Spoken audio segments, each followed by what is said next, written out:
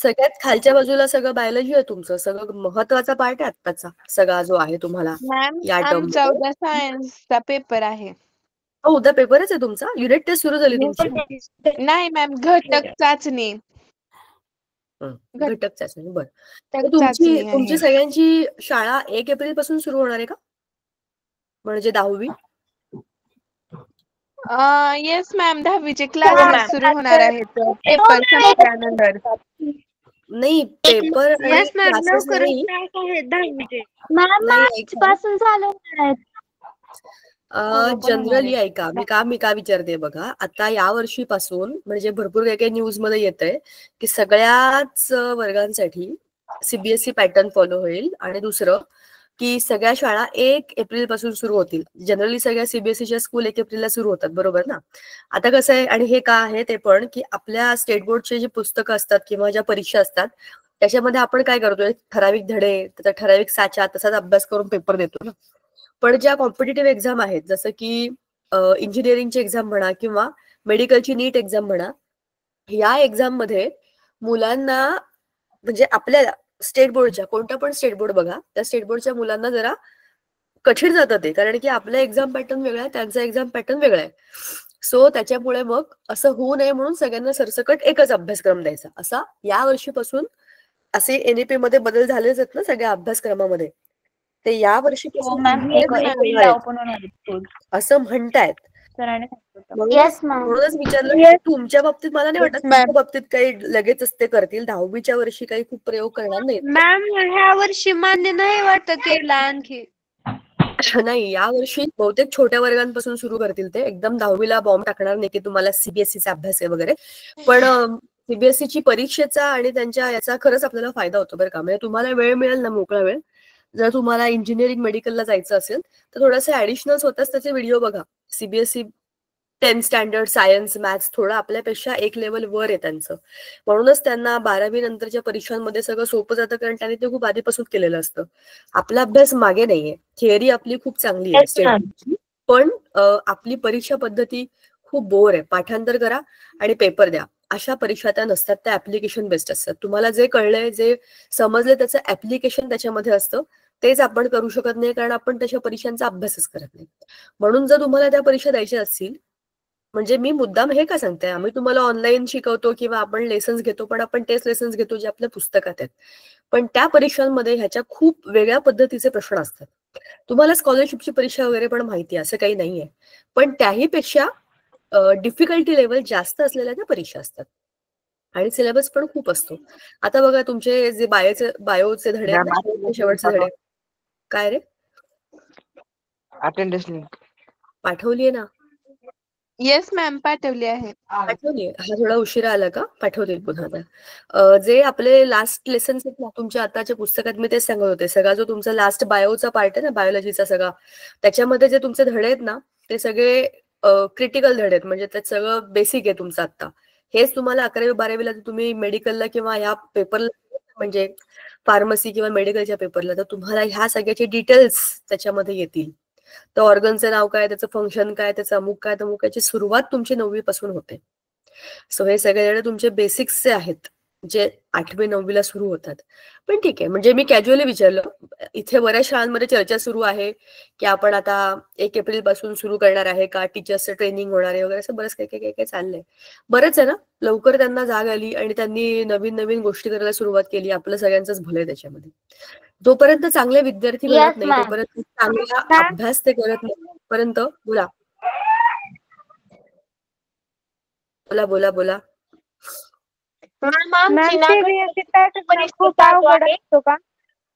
नाही अगं, सीबीएसई अजिबात अवघड नसतो, उलट तो खूप मस्त असतो. तुम्ही त्यांची पुस्तकं पण किंवा त्यांचे धडे बघा, त्याच्यामध्ये ना सुरुवातच अशी असते की आपण जसं बोलतोय की नाही एकमेकांची, तुम्ही ह्या गोष्टी बघितल्यात, त्याच्यामध्ये काय आहे, तुम्ही आता हे आपल्या धड्यांमध्ये पण तसंच आहे, पण आपला एक ठराविक साचा आहे. म्हणजे थोडा जरा आपण गंभीरपणाने अभ्यास करतो, तसंच ते पाठ करतो, तसेच ते ठराविक प्रश्न, तसे त्याच्यामध्ये तुम्हाला आणखी एक गोष्ट थांबा सांगते, 2 मिनिटं मी शेअरिंग स्टॉप करते. पूर्वी म्हणजे 3-4 वर्षापूर्वी सीबीएसई मध्ये सीसीई पॅटर्न होता इव्हॅल्युएशनचा. इव्हॅल्युएशन म्हणजे मूल्यमापनाचा, की एखाद्या विद्यार्थ्याला फक्त परीक्षेच्या मार्कावरती चेक नाही करायचं. सीसीए मध्ये काय करायचे, वर्षभर त्यांचे वेगवेगळे टेस्टिंग करायचे. परीक्षेतले तुमचे मार्क म्हणजे चाचणी परीक्षा, सहामाही, वार्षिक ह्याला मार्क होते. पण ह्याच्याबरोबर तुम्हाला प्रोजेक्ट दिले जायचे. समजा तुम्हाला प्रत्येकाला काही ग्रुप प्रोजेक्ट असेल किंवा इंडिव्हिज्युअल प्रोजेक्ट असेल. आता समजा आपण केमिस्ट्री करतोय, तर आपल्या पदार्थातील आपल्या दैनंदिन वापरातले पदार्थ हा धडा सुरू आहे. याच्यावर समजा मी तुम्हाला प्रत्येकाला 50 मुलं आहे आपल्या वर्गामध्ये, प्रत्येकाला एक एक प्रोजेक्ट दिला की तू मिठावर प्रोजेक्ट कर, तू याच्यावर कर, तू सोड्यावर कर, तू याच्या हा हा अभ्यास होता त्यांचा. ह्याच्यावरती मुलं स्वतः प्रोजेक्ट करून आणायची, वर्गामध्ये सांगायची, पोस्टर्स बनवायची आणि मग त्याच्यावर त्यांना मार्क मिळायचे. म्हणजे आपण कसे तोंडी परीक्षा, ही परीक्षा, ती परीक्षा असे घेतो की नाही वर्षभर, तो एकच टिपिकल पॅटर्न आहे आपला. पण त्याच्यावर तसं नव्हतं. म्हणजे ज्या मुलाला आर्ट्स आवडतं किंवा ज्या मुलाला म्युझिक आवडतं असं असं पण त्याच्यामध्ये ते घेण्याचा वापर करायचे की बाबा ह्या नाही तर त्याने तर त्या पद्धतीने मुलांना कळावं. आणि चेकिंग नुसतंच पाठांतर करा रे आणि उत्तर लिहा रे असं नाही, असं नव्हतं. अजूनही तसं नाहीये. त्यांच्या पद्धती थोड्या चांगल्या आहेत. म्हणजे आणि अभ्यास थोडासा जास्त आहे. सीबीएसई मध्ये सायन्स आणि मॅथ्सवर खूप जास्त भर दिला जातो. म्हणजे बाकीचे विषय महत्वाचे आहेत नाही असं नाही. पण सीबीएसई फेमस आहे सायन्स आणि मॅथ्सच्या अभ्यासाकरता. आपला स्टेट बोर्ड फेमस आहे आपल्या कंटेंट करता. खूप कंटेंट. मुलं एवढं सगळं लक्षात ठेवतात सगळ्या विषयांचं आणि तशी परीक्षा देतात. आता मी पण स्टेट बोर्डवाली आहे. पण मी तुम्हाला खरं सांगते 10वी पर्यंत आम्ही ज्या सगळ्या विषयांचा अभ्यास केला त्याच्यामुळे ना आपली मेमरी चांगली राहते. आपण लक्षात ठेवण्याचा प्रयत्न करतो. हे पण, ते पण, ते पण, ते पण. आणि हे सगळं जे आहे ना हे आपल्याला मदत करतं पुढे जाऊन. मग आपल्याला स्वतःला चेंज करून घ्यावं लागतं की अशा परीक्षा आहेत का, मग मला असा अभ्यास करायचा. पण लक्षात तर ठेवावं लागेलच ना सगळं. मॅम त्याच्याकरता स्टेट सीबीएसई बोर्ड मदत मध्ये करतं. हा काय? मॅम सीबीएसई मध्ये पहिल्यांदाच म्हणजे 5वी पासूनच सायन्स, आर्ट्स, कॉमर्स घ्यावं लागतं का? नाही नाही नाही नाही. असं तुम्हाला आता नवीन एनईपी प्रमाणे आता नाही होणार लगेच, त्याला वेळ लागेल. 6वी पासून तुम्हाला एक असा सब्जेक्ट असेल की तुम्हाला ऑक्युपेशन, तुम्हाला काय करायला आवडतं त्याच्यावरती तुम्हाला एक विषय मिळेल. ते आपल्याला नाहीये. ते आता जी मुलं नर्सरी, सिनियर, ज्युनियर मध्ये ते जेव्हा 6वीत जातील तोपर्यंत ते सुरू झालेलं असेल. पण मग त्याच्यामध्ये मुलांना सुरुवातीपासून बघा सगळ्यांनाच डॉक्टर, मेडिकलला जाऊन, इंजिनियर होऊन, फार्मासिस्ट होऊन किंवा सरकारी नोकऱ्या मिळून एवढं जग नाही आता. आता खूप नवीन नवीन खूप चांगले चांगले मार्ग आहेत जगामध्ये. तर त्याच्यामध्ये तुम्हाला काय करायला आवडतं हे तुम्हाला तेव्हा समजेल जेव्हा तुम्ही शाळेपासून ते बघाल, करून बघाल, चेक करून बघाल. तर असा एक प्रॅक्टिकल विषय असतो की तुम्ही स्वतः हे करून बघा, ते करून बघा. मग सीबीएसई स्कूल्समध्ये काय वेगळं असतं तर त्याच्यामध्ये मुलांना ते देतात की मातीची भांडी बनवून बघा. म्हणजे जे आपण सुतार काम करतो ते तुम्ही करून बघा. तुम्हाला काय करायला आवडतं ते तुम्ही करून बघा.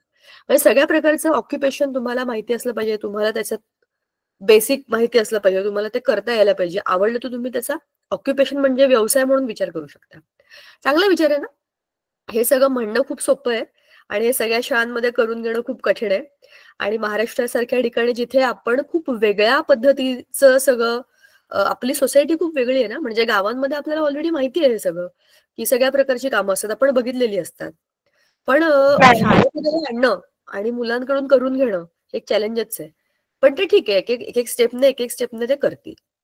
पण ते चांगलं आहे. मुलांना या सगळ्या गोष्टीचं ज्ञान असलं पाहिजे. आता बघा ना, जनरली शहरांमध्ये असं असतं एक साधं लाकडाचं मला माझी नेमप्लेट लावायची असेल तरी पण मला कार्पेंटर बोलवायला लागेल. मला कापताच येत नाही करवतीने. मला काहीच करता येत नाही त्याचं. मी फक्त बघू शकते तो काय करतोय. असं करू नको, तसं करू नको, इथे खेळा ठोकू नको एवढंच सांगू शकते. कारण मला येत नाही ना करता ते.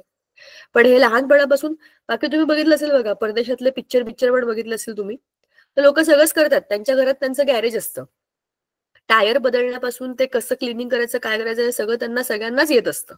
बेसिक्स. म्हणून ते सगळेच लोक आपापली कामं करतात. गार्डनिंगचं काम करतात. ते खूप चांगली कला आहे ती सगळ्यांकडे नसते. माझ्याकडे तर अजिबातच नाही. मला माझं गार्डन बघायलाच वेळ नाहीये. का?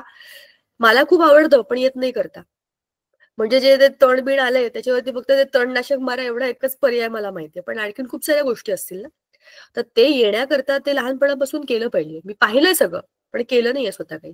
मग करणं आणि बघणं यातला फरक आहे. तोच तुमच्या म्हणजे आताच्या नाही, पण पुढच्या सगळ्या वर्गांना स्वतः करून बघणं आणि मग ते लक्षात ठेवणं ह्या गोष्टी महत्त्वाच्या त्याच्यामध्ये येतील.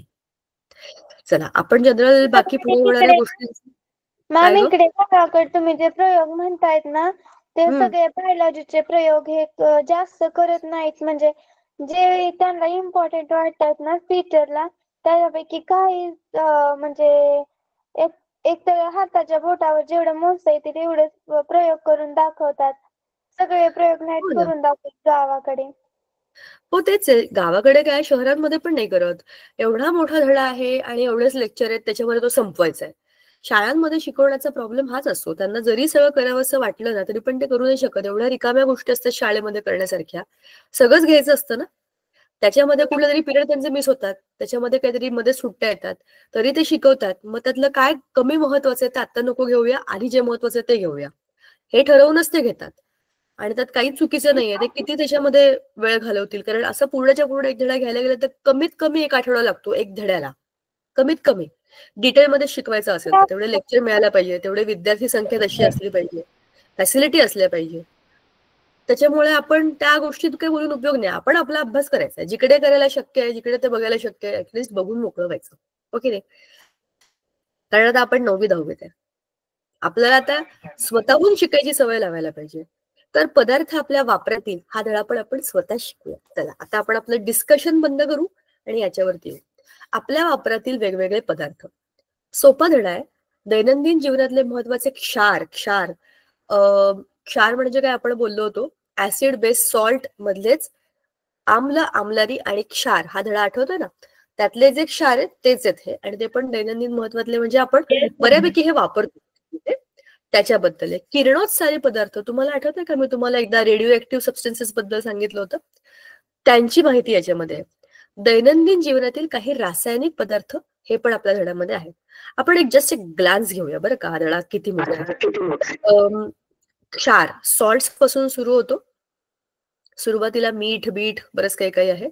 पण याच्यामध्ये थोडी चूक आहे. हे 0 to 14 असतं. हे 1 पासून 14 आहे. पण पीएच आपण बघितलं होतं ना 0 to 14 असतो. आता सोडियम क्लोराईड त्याच्यानंतर हे माहिती आहे ना तुम्हाला रॉक सॉल्ट सैंधव मीठ आपण उपासाला वगैरे वापरतो ते पण आहे. Yes ma'am. मिठाचा जे त्याच्यानंतर सोडियम बायकार्बोनेट आपल्याकडे.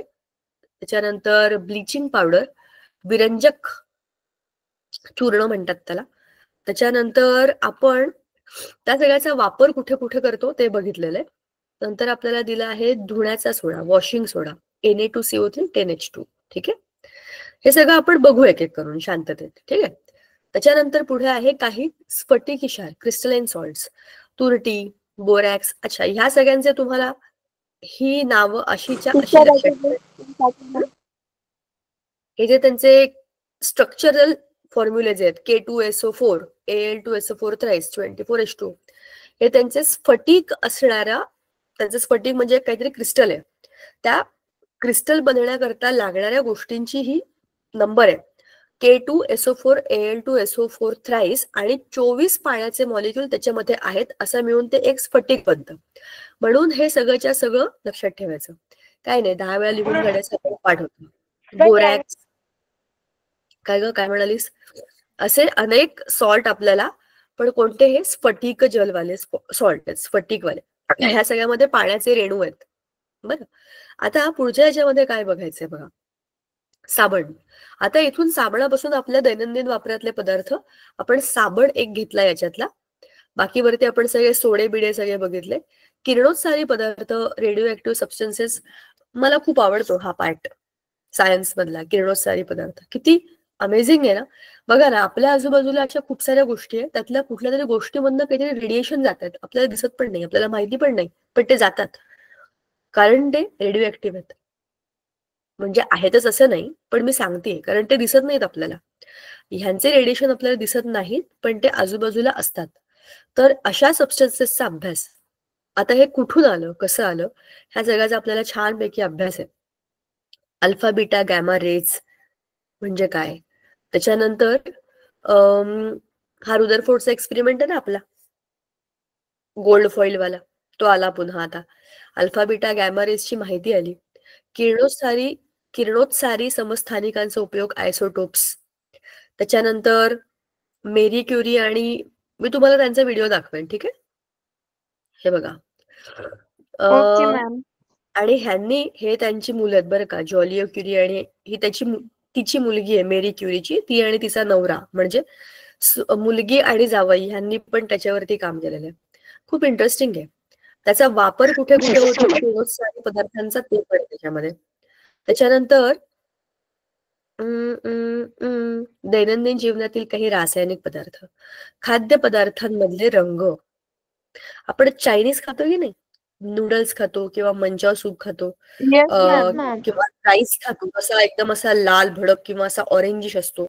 किंवा आपला पुलाव पण बघा ना, तो आजकाल तर तिरंगा पुलाव येतो, हिरवा, लाल, म्हणजे ऑरेंज, लाल मध्ये पांढरा, मध्ये निळं. ते काय असतं? त्याच्यामध्ये काहीतरी खाण्यातले इसेन्स टाकलेले असतात किंवा कलर्स टाकलेले असतात. तर हे कुठून येतात? कसे बनतात?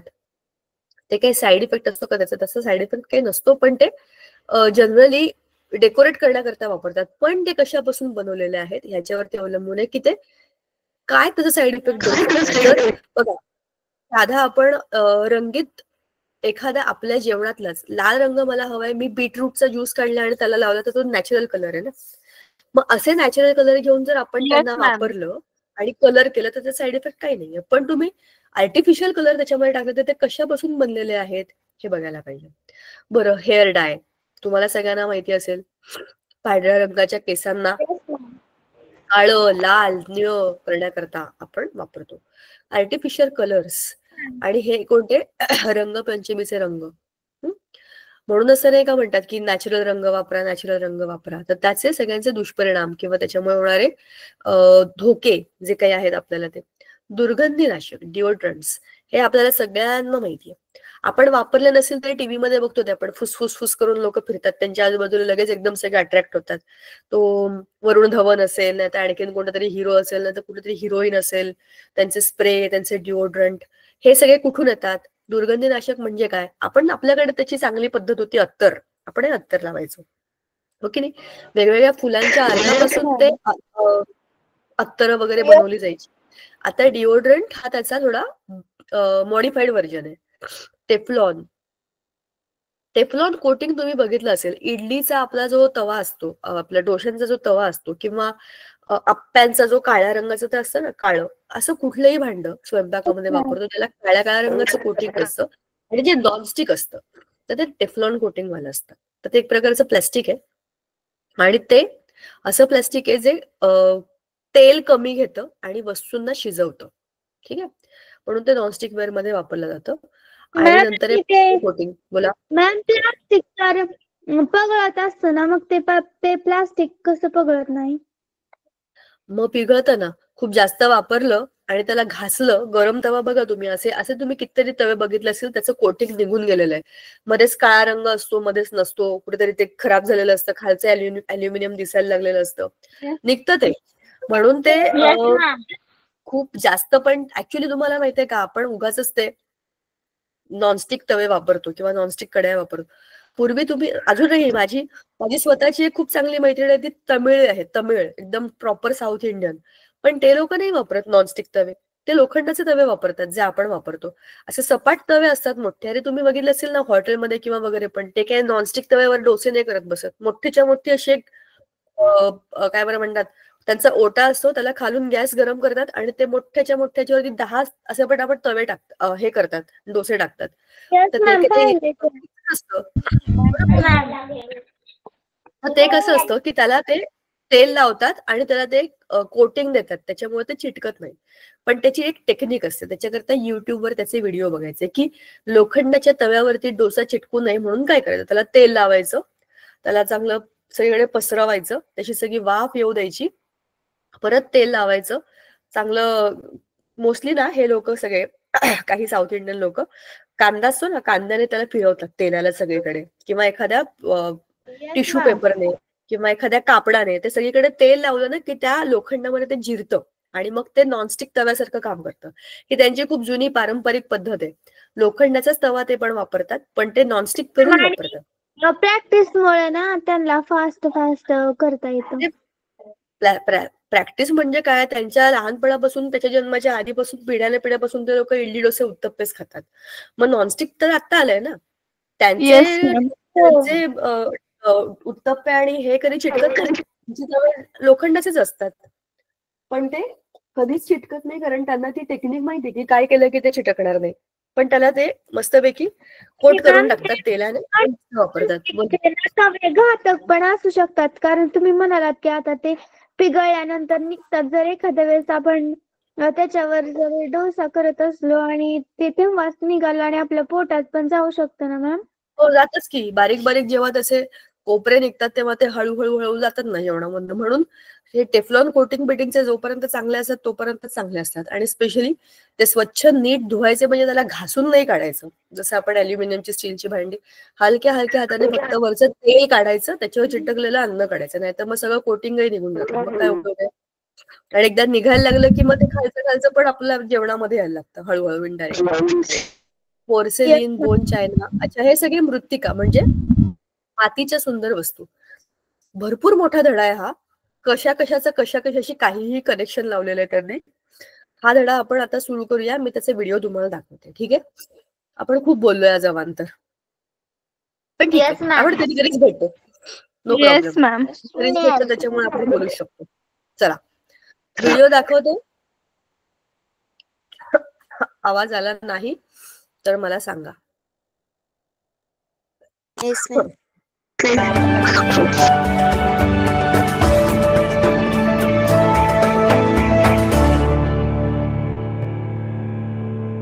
इयत्ता 9वी, विषय विज्ञान व तंत्रज्ञान, पाठ 14, पदार्थ आपल्या वापरातील. प्रस्तावना. आपल्या रोजच्या जीवनात आपण विविध पदार्थांचा वापर करत असतो.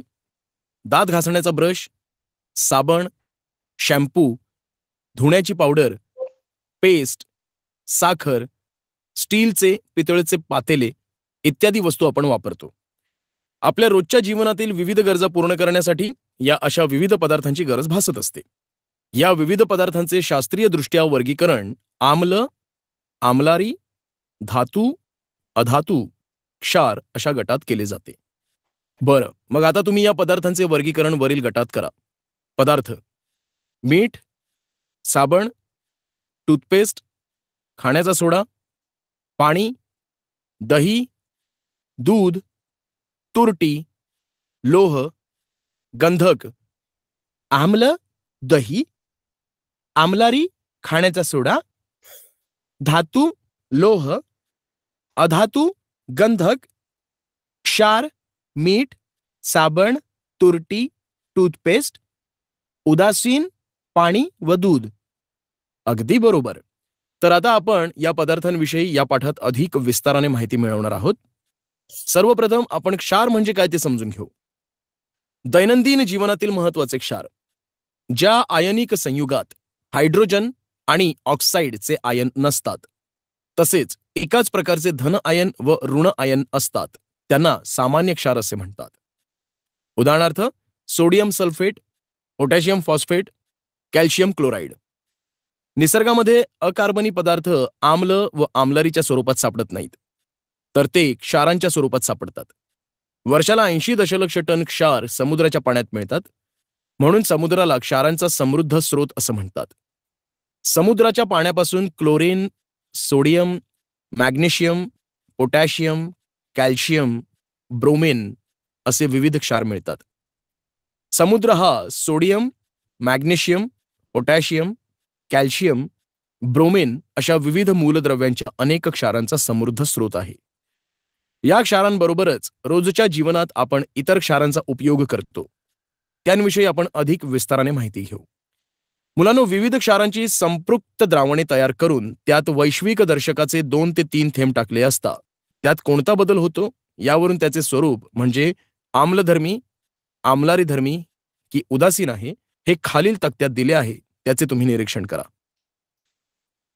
मुलांनो, ही पट्टी पहा आणि मला सांगा ही पट्टी कशाची आहे आणि तिचा वापर कशासाठी केला जातो. ही वैश्विक दर्शकापासून बनवलेली कागदी दर्शक पट्टी आहे. या पट्टीचा उपयोग द्रावणाचा सामू ठरवण्यासाठी केला जातो. अगदी बरोबर. पदार्थ हे आम्लधर्मी, आम्लारीधर्मी किंवा उदासीन आहेत हे कसं ठरवलं जातं. द्रावणात वैश्विक दर्शक घातल्यानंतर द्रावणाला जो रंग येतो तो रंग कागदी पट्टीवर 0 ते 14 या रंगांपैकी एक असतो. ज्या रंगाशी द्रावणाचा रंग जुळून येतो त्या रंगाचा कागदी पट्टीवरील अंक हा त्या द्रावणाचा सामू असतो. अगदी बरोबर.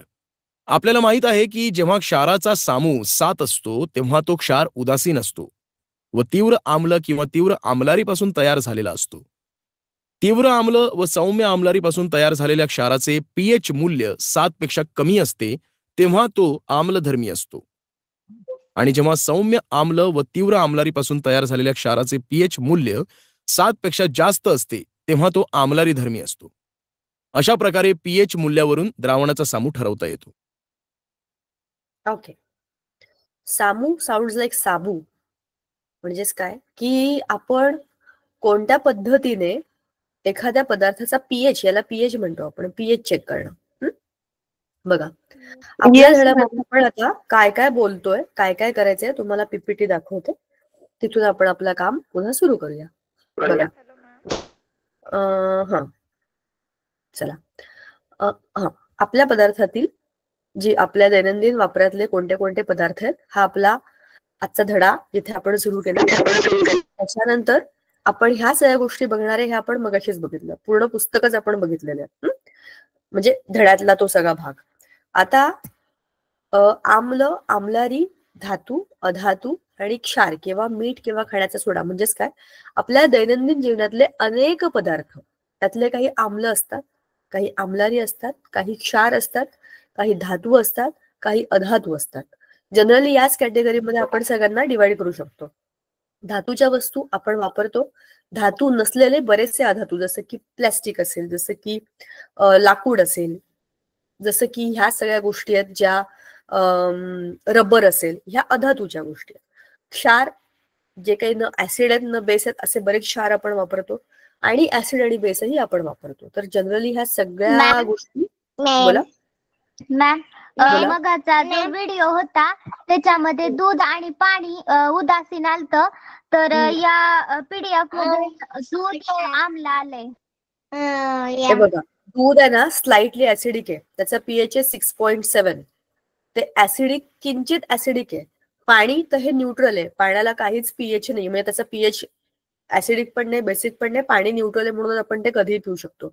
पण दूध किंचित ऍसिडिक का आहे? कारण दूध हे कोणत्या तरी प्राण्याने स्वतःच्या बाळाचं पोट भरण्याकरता निर्माण केलेला एक पदार्थ आहे, बरोबर ना.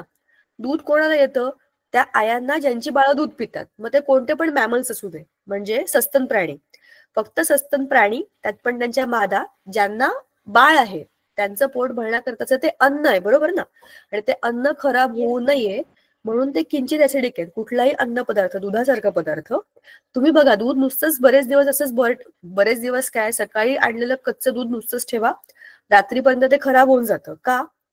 त्याच्यावरती खूप साऱ्या बारीक बारीक काय बरं म्हणतो आपण त्यांना, मायक्रो ऑर्गॅनिझमची रिॲक्शन होते. पण ती कमी व्हावी आणि दूध जास्त टिकावं म्हणून ते किंचित ऍसिडिक असतं, म्हणून त्याचा पीएच 6.7 आहे. कळलं का? पण तरी आपण सारखं पितो, आपण दूध प्यायल्यावर ऍसिडिटी होत नाही, उलट थंड दूध प्यायल्यावरती ऍसिडिटी जाते. पण म्हणजे सांगायचा मुद्दा असा आहे की ते किंचित ऍसिडिक का आहे, त्याचं कारण हे आहे. ठीक आहे. आता क्षार म्हणजे काय? क्षार म्हणजे क्षार ज्याच्यामध्ये ऍसिड पण नाही, ज्याच्यामध्ये बेस पण नाही, किंवा ऍसिड आणि बेस यांच्या महत्वाच्या एच आणि ओएच आयनला एकत्र करून न्यूट्रल झालेले आहेत, असे जे आहेत ते क्षार. त्याच्यामध्ये एच प्लस आणि ओएच मायनस नाही आहेत. एच प्लस म्हणजे ऍसिड, ओएच मायनस म्हणजे बेस, हे नाही आहेत त्याच्यामध्ये. पण HCl मधला एच काढून टाकलं तर क्लोरीन आलं, आणि NaOH मधला OH काढून टाकलं तर Na आलं. तर Na आणि Cl एकत्र झाल्यावरती NaCl उरलेल्या गोष्टी जेव्हा एकत्र येतात तेव्हा जो बनतो तो आहे क्षार. ठीक आहे.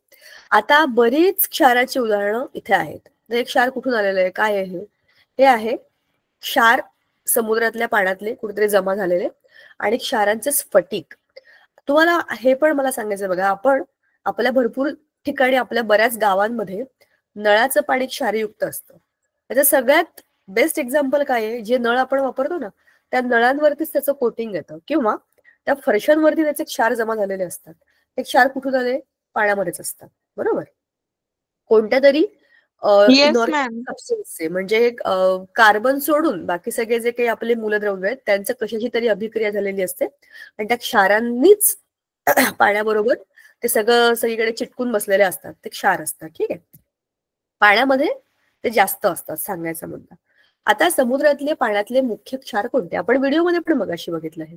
Sodium chloride. ऑब्व्हियसली का बरं समुद्राचं पाणी खारट लागतं? त्याच्यामध्ये मीठ असतं, म्हणून तर आपण मिठागरांमधनं मीठ आणतो की नाही. समुद्रामध्ये ते असं एवढी पडलेलंच आहे, ते जमा करून ठेवायचं. त्याची पाण्याची वाफ झाली की त्या मिठाचे मोठे मोठे ठोकळे मिळतात आपल्याला, मोठे मोठे दगड प्रोसेस करून क्लीन करून सगळं साफसूफ करून आपण ते मीठ वापरतो. आयोडाइज नमक वापरा, टाटा सॉल्ट वापरा, आणखीन कोणतं वापरा, पण ते आलंय कुठून? समुद्रातनं. Magnesium chloride. समुद्रातल्या पाण्यातला दुसरा महत्वाचा क्षार. जसं सोडियम क्लोराईड तसं मॅग्नेशियम क्लोराईड पण आहे. मग मॅग्नेशियम सल्फेट किंवा पोटॅशियम क्लोराईड हे सगळे समुद्राच्या पाण्यामध्ये असतात. ठीक आहे. समुद्री जीवांच्या कवचांचा प्रमुख एक कॅल्शियम कार्बोनेट. कॅल्शियम कार्बोनेट म्हणजे CaCO3.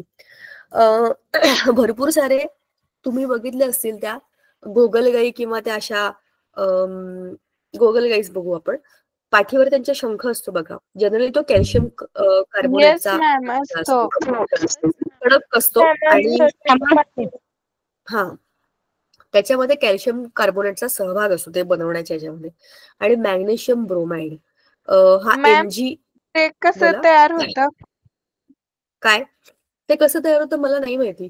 इतकं माहितीये का तुम्हाला, निसर्ग इतका मॅजिकल आहे ना. बघा ना, शंखाचे आकार बघा, शिंपल्यांचे आकार बघा. शिंपल्यांच्या मध्ये पण बारीक बारीक किडे असतात, लोक ते खातात, शिंपले खातात. तर ते कोणत्या तरी प्राण्यांचं प्रोटेक्टिव्ह घर आहे, त्याच्यामध्ये ते राहतात, छोटे छोटे प्राणी, बरोबर ना.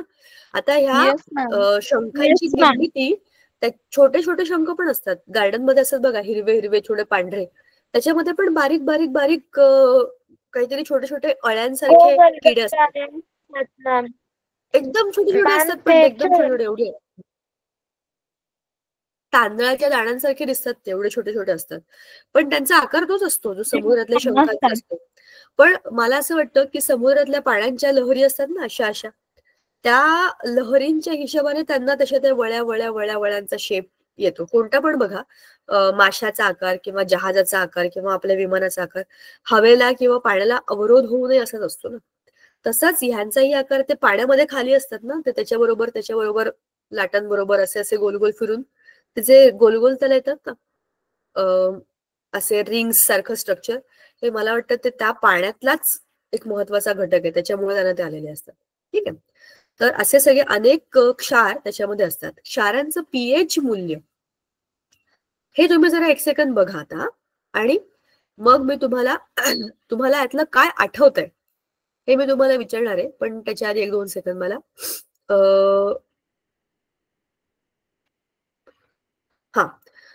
मी तुम्हाला 2 मिनिटाचा क्लासवर्क देऊन जाते. काय की चित्र बघा आणि तुम्हाला काय आठवतंय ते मला सांगा.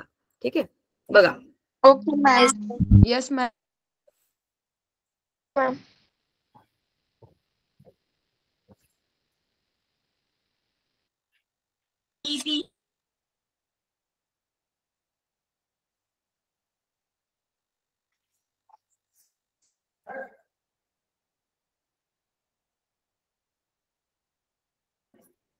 ओके, आठवलं का? Yes ma'am. मी सांगू? सांगा. मॅम, आपण गेल्या वेळेस 5वा पाठ पाहिला होता, ऍसिड, बेस अँड साल्ट. त्यामध्ये pH सांगितले होते सगळ्याचे, आणि उदासीन, आम्लारी व आम्लधर्मी सुद्धा सांगितलं होतं. गुड. मग याच्यामध्ये आपण जे बघतोय सगळे 0 to 14 रेंज मधले, साधे मीठ 7, साबण 9 ते 10 म्हणजे आम्लारी धर्मी, धुण्याचा सोडा 11 ते 12 म्हणजे आम्लारी धर्मी, बेकिंग सोडा 8 ते 9 म्हणजे आम्लारी धर्मी. म्हणजे 7च्या पुढच्या pH चे सगळे उदाहरणं दिलेली आहेत. मीठ, साबण. Yes ma'am. आता चिंच, टमाटा, दही हे घेतलं असतं तर 7च्या आधीचं आलं असतं. ठीक आहे. आम्लधर्मी. आम्लधर्मी आणि आम्लारी धर्मी ह्या 2 गोष्टी आपण ऑलरेडी बघितलेल्या होत्या. ठीक आहे. आता धड्याच्या पुढच्या भागामध्ये काय काय आहे ते जरा बघूया आपण. सोडियम क्लोराईड हा आपला पहिला भाग या धड्यामधला, नाही का. आपण बोललो होतो की काय काय महत्वाच्या गोष्टी आहेत. पहिलंच आहे त्यातलं मीठ. मीठ कुठे गेलं रे मीठ, कुठे गेलं रे मीठ. मॅम अटेंड लिंक टाका ना. अटेंडन्स लिंक आधी टाकली आहे बाळा. मॅम मी 5 मिनिटं लेट जॉईन झाले ना. थांबा, मीच टाकून देऊ का? मी टाकून बघते. I don't know. आणि मॅम मी आता फोनवर सर्च केले, ते जे शंखाचा आकार असतो ना मॅम, ते त्याच्या आतमध्ये असलेले किडे असतात, त्यांचा आकार मोठा मोठा होत असताना ते शंखाला पण तसा आकार मिळतो म्हण. हो, पण त्याच्यामध्ये ते बनतं कसं म्हणजे ते होतं कसं, हाही एक शोधायचाच विषय आहे. काहीतरी त्याच्यावरती असेल, आपण शोधून काढूया. ठीक आहे.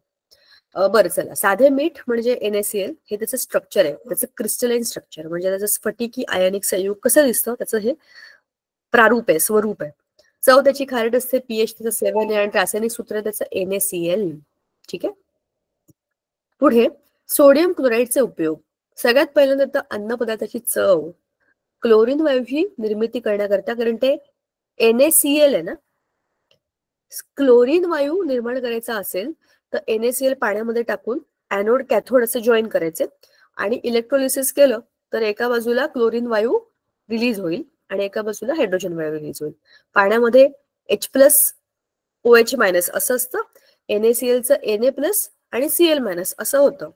तर ते क्लोरीन वायू आणि इकडनं H2 असे दोन्हीकडनं 2 गॅसेस रिलीज होतात. जेव्हा आपण सोडियम क्लोराईडचं इलेक्ट्रोलिसिस करतो तेव्हा क्लोरीन वायू आपल्याला मिळतो. आणि Na2CO3 NaHCO3 हे दुसरे क्षार आहेत, हे बनवण्याकरता सुद्धा NaClचा वापर केला जातो. सोडियम धातूच्या निर्मिती करता ऑब्व्हियसली क्लोरीन निघून गेलं तर काय उरलं खाली, सोडियम. सोडियम धातू हवा असेल तर सोडियम धातूची निर्मिती करण्याकरता सोडियम क्लोराईडचा वापर केला जातो. पुढे काय आहे, सोडियम. मॅम थांबा, त्याच्या आधी आपण बघूया ह्याच्यावरती एखादा चांगला व्हिडिओ आहे का, असेल तर मी तो तुम्हाला लगेच दाखवते. आहे एक व्हिडिओ आहे, आपण जरा तो बघूया. Yes ma'am. Okay ma'am. मी शेअर करते.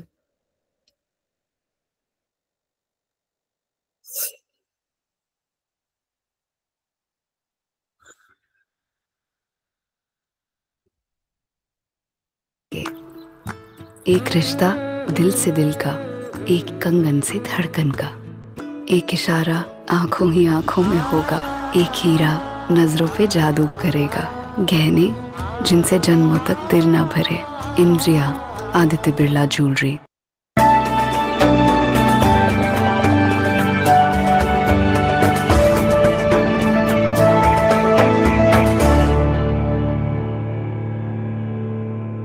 दैनंदिन जीवनातील काही क्षारांची माहिती. सोडियम क्लोराईड म्हणजेच साधे मीठ.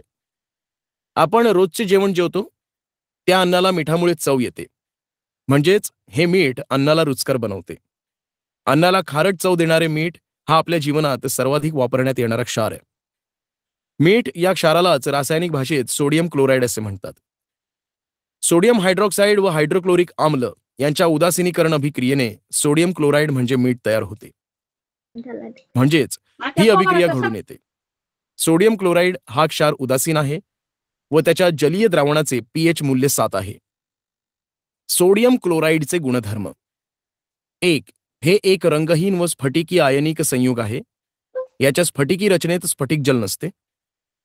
2. हा क्षार उदासीन असून याची चव खारट आहे. 3. औद्योगिक प्रक्रियांमध्ये सोडियम क्लोराईडचा मोठ्या प्रमाणात वापर केला जातो. 4. सोडियम क्लोराईडचा उपयोग सब फ्रीझिंग हवामानात रोडवेचे डी-आयसिंग यात केला जातो. 5. सोडियम क्लोराईडचा उपयोग धुण्याचा सोडा, बेकिंग सोडा म्हणजेच सोडियम बायकार्बोनेट यांसारख्या क्षारांच्या निर्मितीसाठी होतो. 6. हे संयुग पाण्यात विरघळते. 7. याच्या जलीय द्रावणाचे pH मूल्य 7 आहे. 8. काही विशिष्ट प्रकारच्या खडकांपासूनही मिठाची निर्मिती होते. अशा मिठाला रॉक सॉल्ट असे म्हणतात. उदाहरणार्थ हलाइट खनिज, हिमालयीन रॉक सॉल्ट म्हणजेच सैंधव मीठ. या मिठाचा अनेक प्रकारच्या व्याधी निवारणासाठी उपयोग केला जातो. सोडियम क्लोराईडचे उपयोग.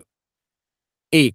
याचा वापर खाद्यपदार्थांमध्ये केला जातो, त्यामुळे अन्न रुचकर बनते. 2. सोडियम क्लोराईडचा उपयोग बेकिंग सोडा आणि धुण्याचा सोडा तयार करण्यासाठी होतो. 3. सोडियम क्लोराईडच्या द्रावणातून विद्युत प्रवाह जाऊ दिला असता त्याचे अपघटन होऊन सोडियम हायड्रॉक्साईड हे आम्लारी संयुग तयार होते. यामध्ये क्लोरीन वायू धनाग्रावर व हायड्रोजन वायू ऋणाग्राजवळ जमा होतो, म्हणजेच क्लोरीन वायू मुक्त होतो.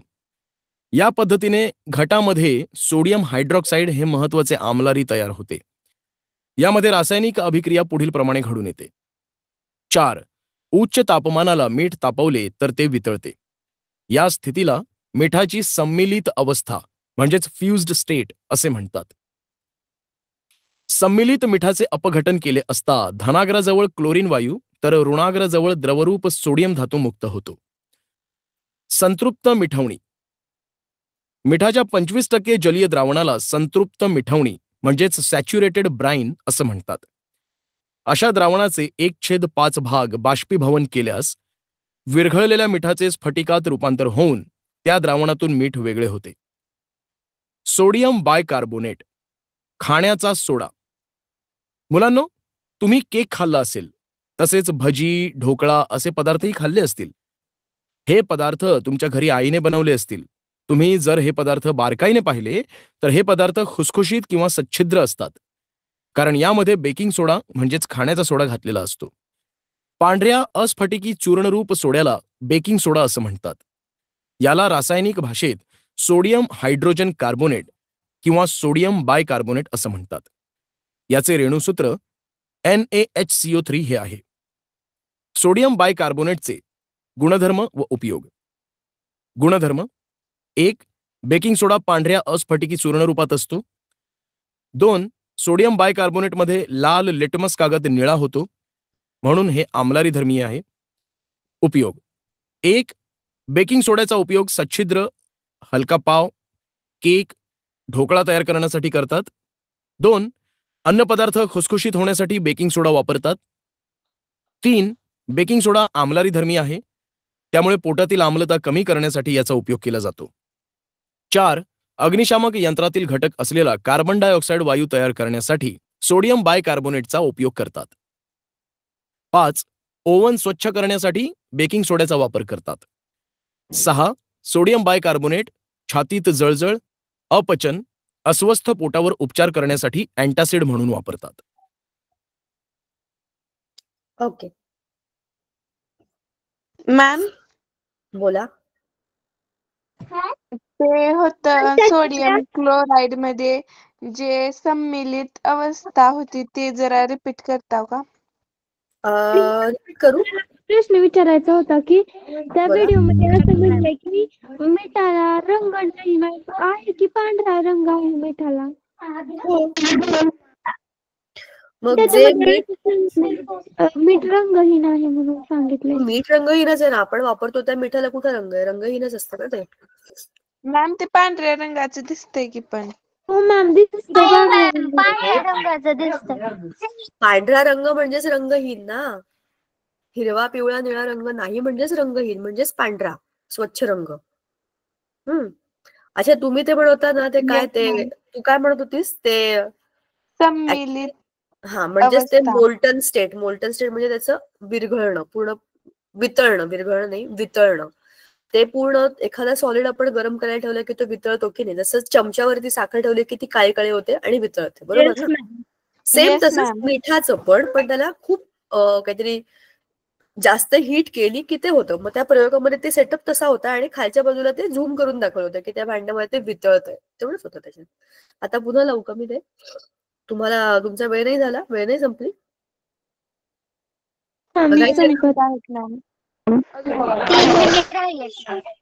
लावू का मग? थांबा, बघायचं असेल तर थांबा. मी 2 सेकंद माझा कॅमेरा ऑफ करते.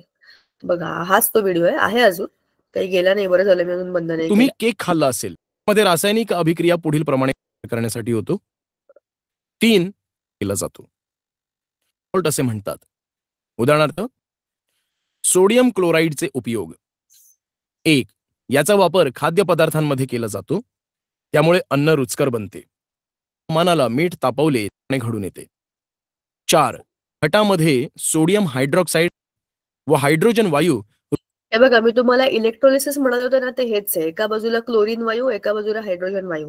म्हणजे क्लोरीन गॅसची निर्मिती याच्यामुळे होते, हो की नाही? ते आपल्याला येस पुढे येईल मॅम. की हा क्लोरीन कसा वापरला जातो. याला इलेक्ट्रोलिसिस म्हणतात. Anode, cathode. हे एक ॲनोड आणि एक कॅथोड असे 2 रॉड असतात. एक खाली त्याच्यामध्ये सोल्युशन असतं आणि त्याच्यामध्ये काहीतरी, जसं आपण आता NaCl म्हणजे हे ते आयनिक कंपाऊंड आहे ना, Na वेगळा होईल, Cl वेगळा होईल. असं काहीतरी खाली टाकलेलं असतं. मग ते दोन्हीकडे 2 त्याचे आयन जातात. पॉझिटिव्ह कडे निगेटिव्ह, निगेटिव्ह कडे पॉझिटिव्ह. आणि मग ते तसे रिलीज होतात. ह्याला इलेक्ट्रोलिसिस असं म्हणतात. आणि हे इलेक्ट्रिसिटीवर चालतं. बघा, बॅटरी आहे ना इकडे, प्लस मायनस, ह्याला इलेक्ट्रोलिसिस म्हणतात. आता ह्याच्या पुढचं बघा. ऋणाग्राजवळ जमा होतो, म्हणजेच क्लोरीन वायू मुक्त होतो. या पद्धतीने घटामध्ये सोडियम हायड्रॉक्साईड हे महत्वाचे आम्लारी तयार होते.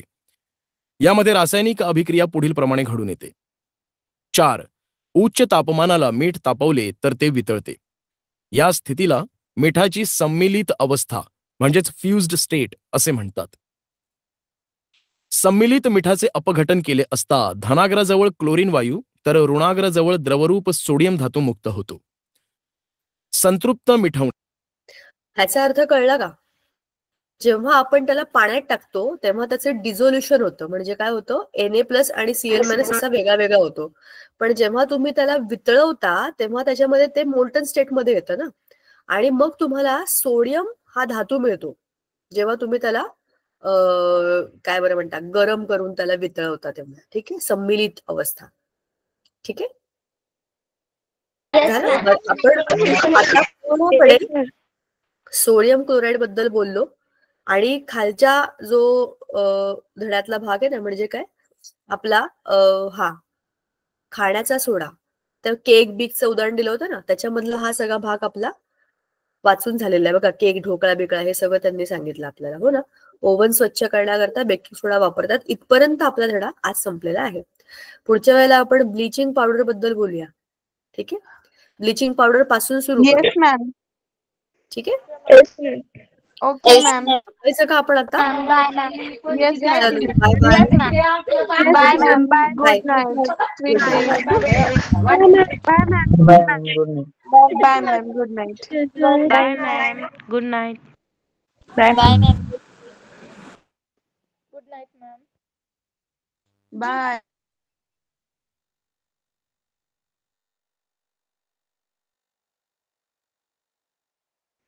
Mom, I am happy.